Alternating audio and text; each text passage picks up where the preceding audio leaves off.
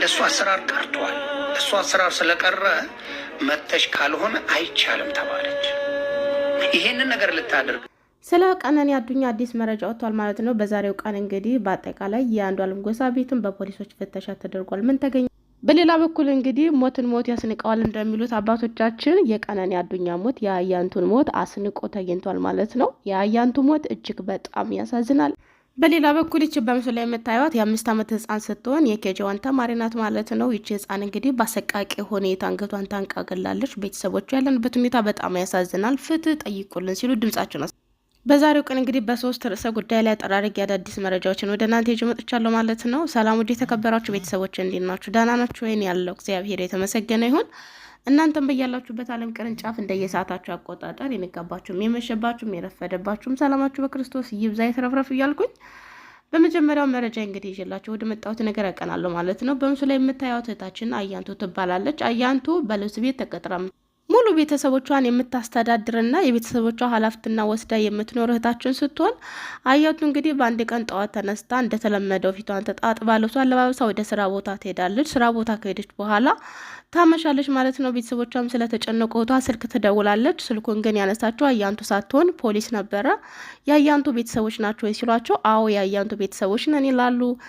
ቀጠሮ ይዙና ይገናኛሉ ማለት ነው። እንግዲህ በአንድ መኪና ውስጥ በሸራ የተጠቀለለ አስከሬን ሲወርድ ያያሉ። ያው ያያንቱ ነው ብለው በፍጹም አልጠረጠሩም። እናንተ ያያንቱ ቤተሰቦች ናቸው ሲሏቸው አዎ ያያንቱ ቤተሰቦች ነን ይላሉ። ከዛም በኋላ እንግዲህ አያንቱ ራሷን አጥፍታለች ህይወቷ አልፏል ይሏቸዋል። እንግዲህ ማመንም አልቻሉም። ቤተሰቦቿ እናትና አባቷ ወደ አስከሬን ተጣግተው ልሷን ለማየት ሲታገሉ እንግዲህ በፖሊሶች ከባድ ድብደባ እንደደረሰባቸው ተናግረዋል።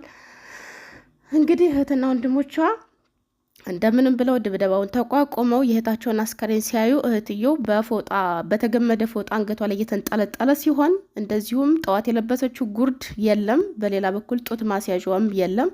ልጅቷ እንግዲህ በአስከሬኗ በመሬት ላይ እንደተጎተተም ያሳያል። በዚህም ሆኖ አያንቱ እንግዲህ ምንም አይነት ያስከሬን ምርመራ አልተደረገላትም። ወስዳቸው ቅበሩ ነው የተባሉ ስለቤተሰብ ተሰጥተዋል። እንግዲህ አያንቱ በአጠቃላይ ቤተሰቦቿን የምታስተዳድር አያንቱ ሰርታ ውላ ብታጣ እንኳን ቆሎ እንኳን ሳትገዛ አትገባም ይላሉ ቤተሰቦቿ። እንግዲህ ቤተሰቦቿ ታድራ ተኩላ ታኮራናለች፣ ታኖረናለች፣ ተስፋ ያደረጓት አይናቸው ያደረጓት እህታችን አያንቱ በአሰቃቂ ሁኔታ እንግዲህ እንደነገርኳችሁ ነው። ጡት ማስያዣዋም የለም። ጠዋትም ለብሳ የወጣችው ውርድም የለም። ራሷን ያጠፋች ለማስመሰል እንግዲህ በራሷ ላይ የተገመደ ፎጣም ተንጠልጥሎባት ተገኝቷል ማለት ነው። እንደዚሁም በመሬት ላይ እንደተጎተተችም ያሳያል ብለዋል እህትና ወንድሞቿ። እናትና አባቷ እንግዲህ አስከሬን ለማየት ሲታገሉ በጸጥታ ኃይሎች ከፍተኛ ድብደባ እንደተደረገባቸውም ተነግሯል ማለት ነው። በጣም ነው የሚያሳዝነው። የአያንቱን ነገር ስሰማ ሞትን ሞት ያስንቀዋል አልኩኝ። እውነት የቀነኒ ሞት የዚችን የእህታችንን ሞት አስንቋል እና በቤተሰቦቿ ላይ የደረሰባቸው ነገር እንደ ዜጋ እንደ ሀገር እንደ ቤተሰብ እጅግ በጣም ነው የሚያሳዝነው። አገራችን ወዴት እየሄደች ነው? በርካቶች እንግዲህ በጽሁፋቸው ላይ እንዳሰፈሩት ከሆነ አያንቱ ብትመረመር ባትመረመር ምንም የሚያመጣው ለውጥ የለም። በሀገራችን ላይ በጣም በርካታ ሰዎች ህይወታቸው አልፏል። ለጊዜው ግርግር ይፈጠራል እንጂ ከጊዜ በኋላ የማንም ሰው ገዳይ ለፍርድ የቀረበ የለም እና ምንም የሚያመጣው ለውጥ የለም። ነገር ግን የሀገራችን ሁኔታ ወዴት እየሄደች ነው እያሉ በርካቶች እንግዲህ ጥያቄ ፈጥሩባቸዋል። የእህታችን ሙሉ ቤተሰቧን የምታስተዳድር ሰርቶ አደር የቤተሰቦቿ አይን የቤተሰቦቿ ተስፋ ነበረች። በአሁን ሰዓት ግን ላትመለስ ሄዳለች። ቤተሰቦቿም ተስፋ ቆርጠዋል ማለት ነው።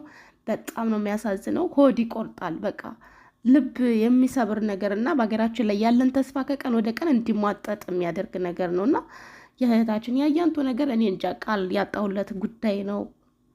ስሰማ እውነት ለመነጋገር እኔ እንጃ በጣም ነው ሰውነት የራደብኝ ማለት ነው። እህታችን እንግዲህ ላትመለስ ሄዳለች። ግን ቤተሰቦቿ በምን ቃል ነው የሚጽናኑት? ቤተሰቦቿ ዜጋ አይደሉም ወይ? ሰው አይደሉም ወይ? እንዴት ሰው በሀዘን ላይ እንዴት እንደዚህ አይነት በትር እንደዚህ አይነት ዱላ ይገባቸዋል? በጣም ነው የሚያሳዝነው። አስከሬን የልጃቸውን አስከሬን ማየት ብርቅ ነው እንዲህ ሀገራችን ላይ በገዛ ልጃቸው እንዲህ አስከሬን አይቶ መቅበር ማንን ገደለ? እኔ እንጃ። እኔ በእውነቴን ነው የምላችሁ። ብቻ ብዙ ነገር አለ። ብንናገር ችግር ነው። ሳንናገር ቀርተንም ውስጣችን ተጎዳ። ግን ዝም በቃ ሁሉን ነገር አውቆ ባላወቀ ማለት ነው። እና ብቻ በጣም ያሳዝናል። ነገ ተነጎዳ ደግሞ ምን እንደምንሰማ አናቅም። ይቺ ወጣት እንግዲህ በሚያሳዝን ሁኔታ ህይወቷ ተቀጥፏል። በጣም ነው የሚያሳዝነው። በአሁን ሰዓት ደግሞ ከሷ በላይ በቁም ያሉት ቤተሰቦቿ ይበልጥ ያሳዝናሉ። እውነት እኔ እንጃ ምን እንደምል ራሱ አላቅም። ፈጣሪ መጽናናቱን ይስጣቸው። እሷንም በአጸደ ገነት ያሳርፋት። ብቻ ከባድ ነው ሀገራችን ላይ እውነት በአሁን ሰዓት እንደዚህ ጋር ሰው እየተከበረ አይደለም ያለው ነገር የሚሰማው ነገር እጅግ በጣም ነው ልብ የሚሰብረው። ከሞታማ ሞቷ ደግሞ በጣም ያሳዝናል። ሞታም ደግሞ ቤተሰቦቿ ላይ የደረሰው ነገር በጣም አሰቃቂ ነው። እኛ ኢትዮጵያውያን እርስ በርሳችን እንተዛዘናለን። ሀዘን ሲደርስ ሁሉም ሰው በጋራ ነበር የሚያዝነው፣ ደስታም ሲደርስ እንደዚያው። በአሁን ሰዓት ግን ያለው ነገር ሰው ሁሉ ጨካኝ ሆኗል ማለት ነው። በእነዚህ ሰዎች ላይ የደረሰው ግፍ እጅግ በጣም ያሰቃቂ የሚያሳፍር ነገር ነው። እውነት እኔ እንጃ ምን እንደምንረሳው አላውቅም። ፈጣሪ መጽናናቱን ይስጣቸው ብቻ ነው የምለው። ፍትህ መቼም የለችም፣ ፍትህ አንጠይቅም።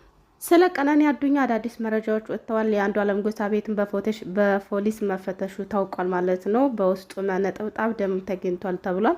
እስከዛሬ ድረስ የአንዷለም ቤት በፖሊስ ሳይፈተሽ ቆይቶ በዛሬው ቀን መፈተሹ በጣም ብዙዎችን እያነጋገረ ይገኛል። ከትናንት ጀምሮ እንግዲህ የቀነኒ አዱኛ ፎቶ በሶሻል ሚዲያ ከተለቀቀ ጀምሮ በርካቶች ባላቸው ነገር በስነ ጽሁፍም ሆነ በንግግር እንግዲህ ቁጭታቸውን ሲያሰሙ ቆይተዋል ማለት ነው። ቀነኒ አዱኛ በጣም ብዙ ችግሮችን አፍና የኖረች እና በሷ ውስጥ በርካታ ሴቶች እንደሚታዩም ነው ሰዎች እየተነጋገሩ ያሉት ማለት ነው። እውነት ነው። ቀነኒ ላይ የደረሰው ነገር በሙሉ በጣም በብዙ ሴቶች ላይ ይደርሳል። ሀገራችን ላይ ብዙ ሴቶች አሉ እንደዚህ ታፍነው ቁጭ ያሉ፣ መሄጃ ያጡ፣ ልጅ ወልደው ማን ያሳድግልኛል ብለው ተጨቆነው የተቀመጡ ማለት ነው። ልጆቻቸው ትምህርታቸው እንዳይቋረጥ፣ የሚያበሉት የሚያጠጡት እንዳይቸግራቸው ብለው እየተረገጡ የሚኖሩ በርካታ ሰዎች እንዳሉ እንግዲህ ቀነኒ ማሳያ ሆናለች ማለት ነው። ቀነኒ እንግዲህ በምስሉ ላይ እንደምታዩት ፊቷ በጣም በሚያሳዝን ሁኔታ ብልዝልዝ ብሏል። ፊቷ ብቻ ሳይሆን መላ ሰውነቷ የበለዘ ደም ያዘለ መሆኑ እንግዲህ በጣም በርካቶች በጣም ቁጭታቸውን ሀዘናቸውን እየገለጹ ይገኛሉ ማለት ነው። እንግዲህ ለሞቷ መንስኤ ነው የተባለው ዮኒ ማኛ ያወጣው መረጃ ትክክል ነው ተብሏል። እንግዲህ እስካሁን ድረስ በጣም በርካታ ሰዎች ይደበድባታል፣ ክለብ ላይ ሳይቀር ይደበድባታል፣ ቤት ውስጥ በጣም ብዙ ስቃይ፣ በቃ ጭቅጭቃቸው፣ ድብድባቸው ቀን በቀን ያለች ጓደኛዋ እውነት ሆኖ ተገኝቷል ማለት ነው። ይህንንም እንግዲህ 3 ሰዎች ምስክርነት ይሰጣሉ። ነገር ግን የህግ ከለላ ከተደረገላቸው ብሎ ዮኒ ማኛም ተናግሯል። በጣም ታሳዝናለች። ለሞቷ መንስኤ ነው የተባለው ነገር እንግዲህ 50 ሺህ ብር ላኪልኝ ይላታል። ለሷ ጸጉር ቤት ሆና ለልደቷ ፎቶ ምናምን እየተዘጋጀች ባለችበት ሰዓት በስልኳ ልታስተላለፍ ስትል ማስተላለፍ እንደማይቻልና አሁን ያ ነገር እንደማይሰራ ሲነግሯት ከዛም በኋላ ለጓደኛዋ እንድታስተላልፍላት ጠይቃታለች።